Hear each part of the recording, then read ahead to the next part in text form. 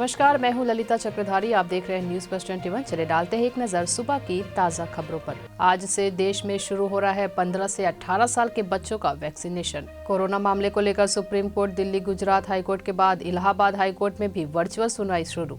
Sudan के PM Abdullah हमदोक ने राजनीतिक गतिरोध के बीच इस्तीफे की घोषणा। जोहान्सबर्ग में भारत दक्षिण अफ्रीका के दूसरे टेस्ट का आज पहला दिन होगा। केंद्र सरकार का दावा, भारत का कोविड टीकाकरण कार्यक्रम दुनिया के सबसे सफल अभियानों में से एक। जम्मू कश्मीर में बीएसएफ ने एक पाकिस्तानी घुसपैठी को किया ढेर। यूपी में आज 2 करोड़ श्रमिकों को भत्ता देंगे सीएम योगी, खातों में भेजेंगे 1-1 हजार रुपए। छत्तीसगढ़ जांजगीर चांपा में बिजली घर के संविदा कर्मचारी भड़के, हमले में 20 पुलिसकर्मी घायल। बंगाल में कोरोना की वजह से बेलूर मठ अगले आदेश तक रहेगा बंद। कर्नाटक में ओमिक्रॉन के 10 नए केस मिले। अब तक कोरोना के नए वेरिएंट के 76 मामले मिल चुके हैं।